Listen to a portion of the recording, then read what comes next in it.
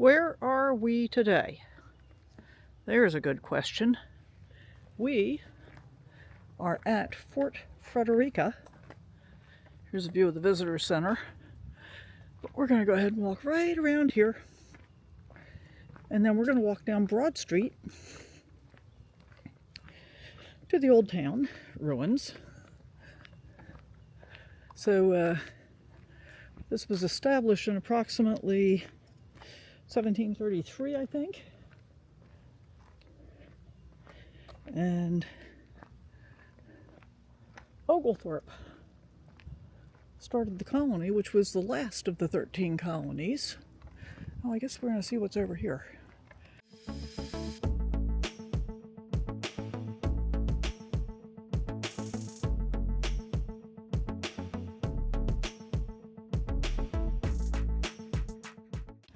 Military Road. Well, their signs are pretty hard to read.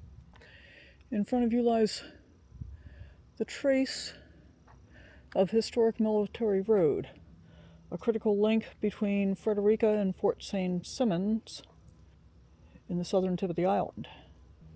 Townspeople and soldiers built the road, hacking through 6 miles of thick woods and marshes in 3 days. That's pretty quick.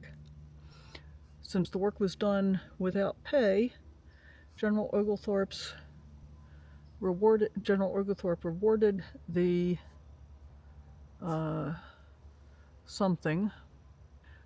workers with a round of something. I can't read this. It's really hard to read, guys. Let's see if the other one down here is any easier to read. Wow! And hopefully we can figure out what these ruins are. Oh, it's an old burial ground. Here, in unknown graves more than 2 centuries old, lie many of the early settlers of Frederica. Although the town they created did not survive, they helped to lay the foundation for what would become the state of Georgia. General James Oglethorpe, governor of the colony, passed this cemetery often en route to his plantation outside of town. The noted clergymen John and Charles Wesley presided at funerals here. Please help to preserve the fragile ruins at Frederica by not walking on them or disturbing them. So Wesley shows up a lot in Georgian history. What was that previous fort we were at where they had a monument to him? Pulaski, outside of Savannah. And there's a church just outside of Fort Frederica that claims to have been, or is, a Wesleyan church. And look at that. That's pretty cool. I don't know where this goes. I don't know what it is. Let's see what happens down here. It's very marshy and a bit buggy. Oglethorpe house site is closed. Beware of ticks. Okay, I guess we're going to not go to Oglethorpe house site. But Oglethorpe also showed up prominently in the history around Savannah. So, things that I knew but had forgotten. Georgia is the 13th of the 13 colonies. And it was established with a land grant that runs between the Savannah and Altamaha rivers and westward to the Pacific, which is pretty significant. That's a big piece of land. What you doing, Kit? You just sniffing? Are you sniffing, sniffer? Okay, let's go. They say the woods are full of ticks here. Let's try not to get any. I seem to be a trick attractant myself. So, oops, sorry. I should not yank him off his feet when he's trying to pee. And, ooh, it's definitely marshy. Let's get out of the mud. I just swept a whole bunch of dirt clods out of my front step. And I have to say, I'm really happy. When I got here, I decided to try my generator again since it was weird. I was running the generator. I'll come back to this story. Let's see what this sign says. Fort Frederica. In this park you will see the ruins of a British settlement built on the southern frontier in 1736. The town is in this direction. Come, come. Kit, Kit. Okay, come, come. Let's go this way. In 1736, on this historic site, Fort Frederica was constructed by the early settlers of the colony of Georgia under General James Edward Oglethorpe. It was the strongest fortification built by Great Britain on American soil, and its purpose was to protect Georgia and the colonies to the north from the Spaniards who were already established in Florida. In 1742, 6 years later, more than 3,000 Spanish troops landed in 52 vessels at Gascoigne Bluff on St. Simons Island, which is south of here, on the same basic piece of land. The British forces advanced to meet them and decisively defeated the Spaniards in the Battle of Bloody Marsh. Thus, Fort Frederica fulfilled the purpose for which it was built, and Georgia remained a British colony. In 1903, after more than a century and a half of disuse and decay, the small remaining ruins were conveyed by Mrs. Belle Stevens Taylor to Mrs. Georgia Page King Wilder as president of the Georgia Society of Colonial Dames of America, who sought to preserve and restore Fort Frederica. In this patriotic undertaking, they were assisted by generous citizens of Georgia and other states who formed the Fort Frederica Association and rendered aid in money, property, and services to make this land available for restoration. In 1945, their efforts were rewarded when the United States government established Fort Frederica National Monument. Okay. And it is actually an active archaeological dig, much like Jamestown. The world is my parish. Accompanying General James Oglethorpe to this island in 1736 were John and Charles Wesley, leaders in the evangelical movement and founders of the Methodist Church. Their faith and fidelity are known throughout the world. Erected by the Association of Methodist Historical Society. All right, what's this one say? How wet is it over here, Kit? Not as wet as it was down there by that tree. Let's see what we got over here. Let's just see. Hut, sweet hut. Most of the soldiers garrisoned at Fort Frederica lived in crude huts surrounding the parade ground. The sturdier barracks housed only a few lucky soldiers. Living in these palmetto-thatched shelters might have been passable in mild winter, but summer brought heat, biting flies, mosquitoes, sand gnats, and snakes. In return for their willingness to lay down their lives in the wilderness, their housing was rough, their pay was meager, and they had to grow their own food. Frederica's huts were captured in journal drawings made by Philip George Friedrich von Wreck, a 25-year-old German who visited the settlement in 1736. But this looks more like a pizza oven, maybe a bread oven. And so when the town was established, Oglethorpe laid out, I think it was 84 lots that were 60 by 90 for people to build a house in town, but then they also got 50 acres out in the country to farm. The gardens at Frederica are very flourishing and are great helps to the people. Tending a kitchen garden was one of the main tasks of the women of Frederica. Cooking, making medicinal remedies from herbs, and preserving food occupied much of the day. Colonial women, first and foremost, were expected to be cooks. To create meals, they needed fruits, vegetables, and herbs not readily available in a frontier outpost unless grown by the settlers themselves. In addition to their toil in the garden and kitchen, women worked alongside their husbands and were seamstresses, caregivers, and housekeepers. Truly, a woman's work was never done. It's true, it's true. So it looks like they do smithing demonstrations here. Oops, let's get out of the muck. Let's get out of the muck. I think it's about a quarter-mile walk down to the fort, but it's probably more than that if you zigzag back and forth. Don't walk on the walls. Leave pottery fragments, bricks, and pieces of tabby to help reconstruct the historic scene. Don't move fragments. Okay, got it. You know, be respectful, be a decent human being. All that good stuff that seems to be missing for so many people, oops, who seem to feel they're entitled. Don't hold the leash and the camera in the same hand. Robert Sangstack Abbott was born on St. Simons Island in 1868. As the son of former slaves, the advocacy of equal rights became his life's work. Trained as a printer and lawyer, the prejudice of the day led to failure and caused him to turn to journalism. In 1905, he founded the Chicago Defender, which would become the most influential black newspaper in the nation. paper announced atrocities that affected black Americans and had to be smuggled into the South. Interesting. Okay, here we have artifacts. A section of a pine palisade post and an axe head found in the moat.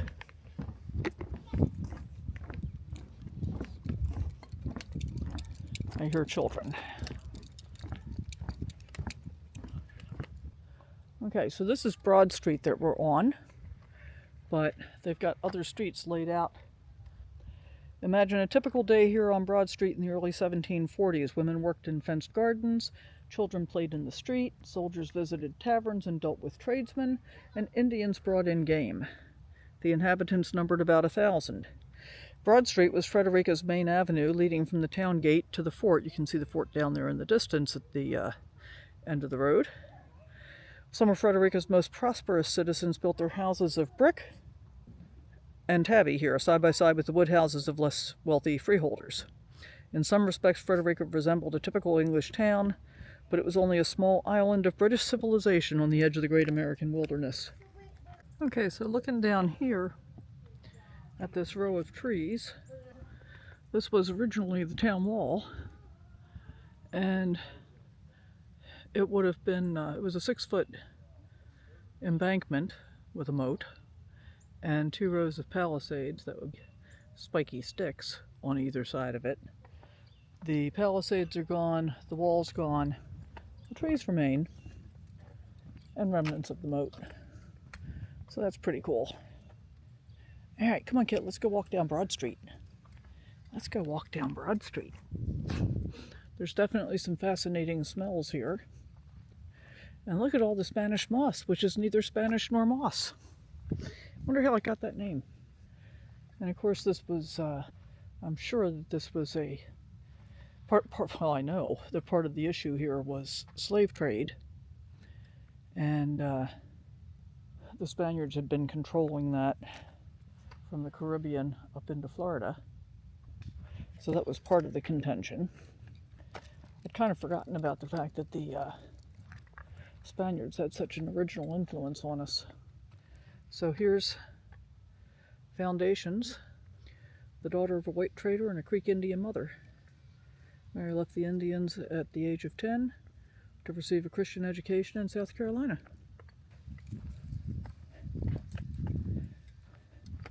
And Broad Street feels like a mixture of sand and dirt. It's actually pretty comfy to walk on. The first settler on this lot was John Lavalle Jr., a shoemaker. After 4 years at Frederica, Lavalle became dissatisfied and moved with his family to Carolina. The foundation discovered here probably belonged to a house built by Primrose Maxwell, a lieutenant in Oglethorpe's regiment. Lieutenant Maxwell took part in the 1740 expedition against the Spanish at St. Augustine and also served as a pallbearer at the funeral of the great native leader Tomochichi. The house was built sometime before 1743 when Maxwell died. A census taken that year described the structure as a good house built of tabby and timber, and probably looks something like that. Hey kid, how come you always have to walk around me with your leash? Pardon me while I spin around. Here's a bigger one up here. Let's see what this is. Come. So as you can see, we're walking through the town in order to get to the fort. Excuse me. Hey, Kit, you coming with me? Coming with me? Good boy. There we go. There we go. Huts and houses. When Frederica was established in 1736, each freeholder was given a lot 60 by 90 feet deep. For temporary shelter, settlers built huts covered with palmetto leaves. Here's an example for you, giving the place the look of a camp. John Humble, a laborer and boat pilot, was the original owner of this lot. His wife died in 1736, shortly after he arrived, but he remarried the same year. Humble died in 1740, having built nothing more than a hut here. Dr. Frederick Holzendorf, a surgeon to the regiment, purchased this lot in 1743. Foundation may be the remains of a 2-story tabby house built by Holzendorf sometime after 1743 and later rebuilt. So here they have found, sorry we got a lot of glare there, Let's try this. A green glass wine bottle, heavily oxidated, and a table fork without a handle. Interesting. And once again, Kit has managed to wind around me. So we're going to try switching hands with the leash and the camera and see how that works. And I bet he'll go around me the other way now. So we're going to walk up looking at the stuff on the left-hand side, and then we're going to walk back checking out the stuff on the right-hand side. This is pretty fascinating, actually. And isn't it interesting? See over here where there are steps leading up out of the foundation? So was this ground level or was this below ground level? I mean, the double-sided fireplace hearth makes it look like that was ground level, and maybe it was. The house that stood on these ruins, was a two-story duplex with tabby walls and elegant brick and wood detailing. Evidence of two wine cellars was discovered. Archaeologists feel certain the house was destroyed by fire, perhaps in the Great Town Fire of 1758. On the ground floor, they found a layer of ashes that contained charred lumber, blobs of melted window glass, and fragments of many bottles, jugs, and crocks. The house may have been built by Captain James Mackay, who acted as Frederica's commanding officer during Oglethorpe's attack on St. Augustine in 1743. Okay, so remember, we're walking down Broad Street, and now we've reached Cross Street. I'm having trouble talking today, guys.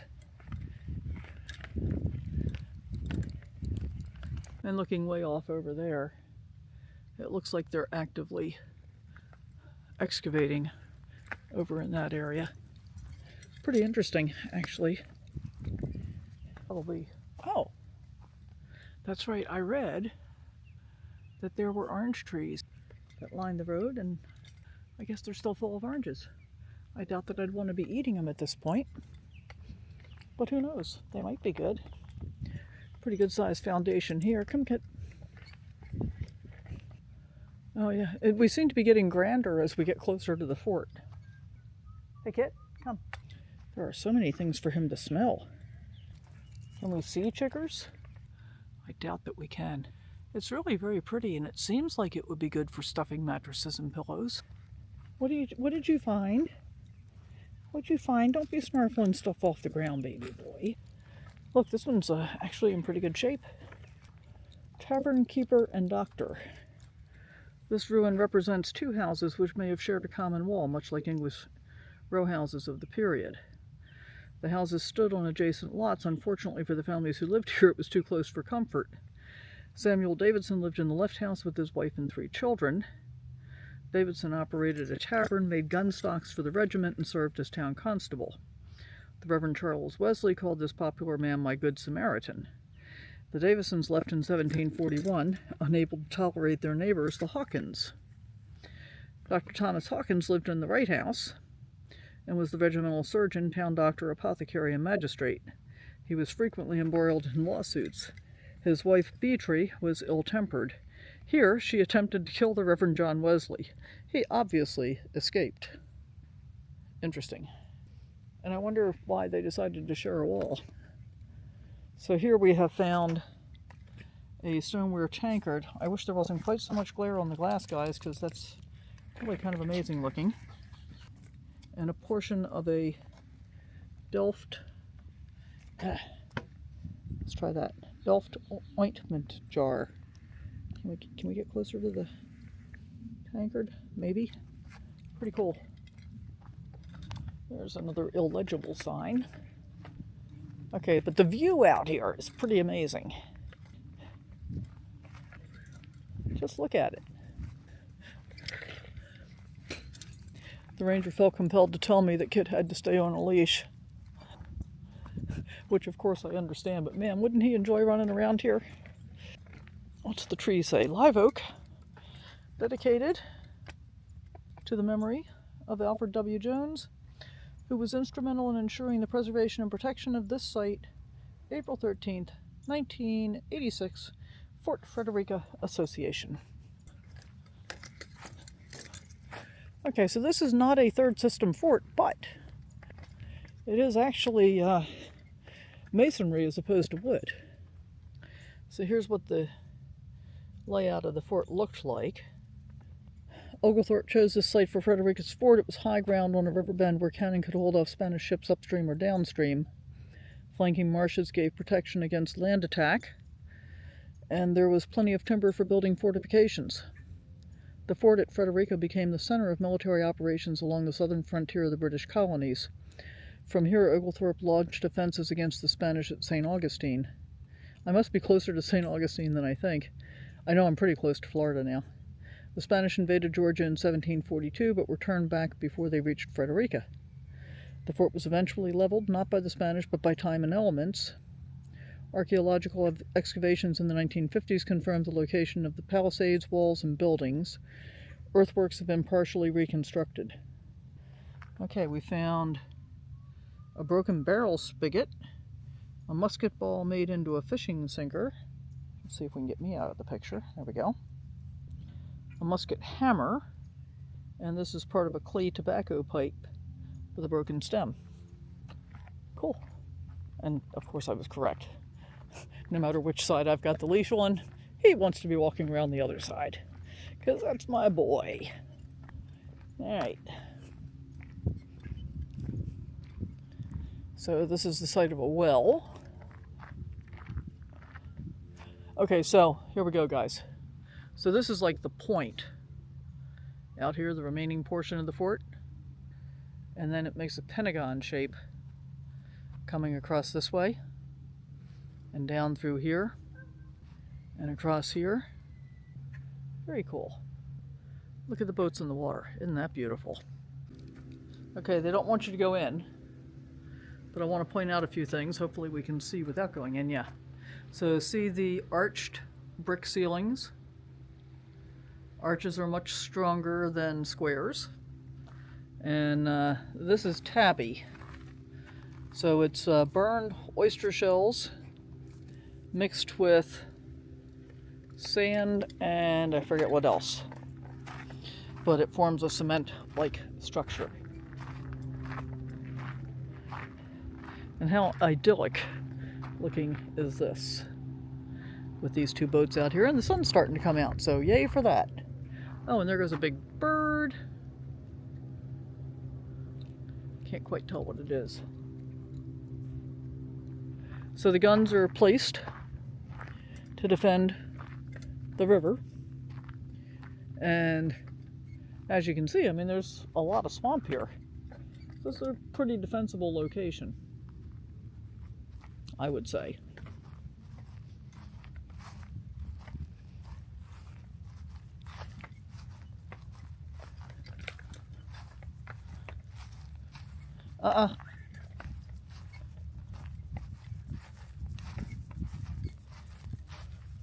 Yeah, see, here he is on the wrong side of me again. Every stinking time, Kit. Okay, I guess we gotta walk over and see what that monument way over there is. This is the location that I think it's the ruins of the blacksmith shop.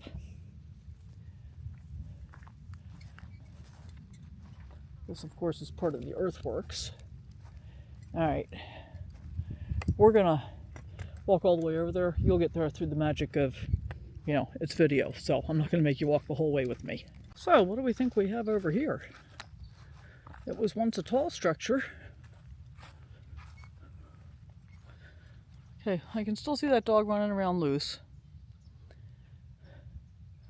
And you know, it occurs to me, one of the reasons to keep your dog on a leash at places like this is that if they're off leash, you really can't control where they're peeing. And if they run up and pee on the ruins, that can be more destructive, I think, than most people realize. So there's my public service announcement for the day. Keep your dog on a leash when you're visiting ruins and stuff like that they could actually damage. Which is different from, you know, keeping them on a leash when you're around people that you don't know. Oh, these are the barracks. At the time of the Spanish attack in 1742, about 200 British troops were stationed at Frederica. Some of the officers and married men lived in their own homes, Others lived camp-style in clapboard or thatched huts adjacent to this site. The building here could accommodate more than 100 men. It took the form of a square with rooms surrounding an open parade. Walls were made of tabby 1 foot thick. So here's kind of like an overview of what it looked like. I guess that was like a sally port on the far side. Barracks served as a hospital during the 1742 military campaign and as quarters for Spanish prisoners of war. Kit, come. Of course, the other issue now for me is that I have to keep constantly looking to make sure that that dog doesn't decide to come over here and rush Kit. So really, this just looks like a bunch of oyster shells. And I'm curious about that. Is this what's left, like after Tabby has deteriorated? I don't know. I may see if I can find the ranger on my way out and see if they know. Alrighty. I think our work here is done at Fort Frederica. As always, thank you so much for coming along. I appreciate each and every one of you taking your time to watch my videos. That's a pretty good view back there, huh? With the Spanish moss that isn't Spanish nor moss hanging in the trees. If you haven't already, please do consider subscribing. And if you think you are, double check to make sure, because YouTube does spontaneously unsubscribe people. It's actually happened to me with some of the people that I follow. Give us a like, leave a comment, do all the stuff. And we'll see you next time. Whatever next time is going to turn out to be.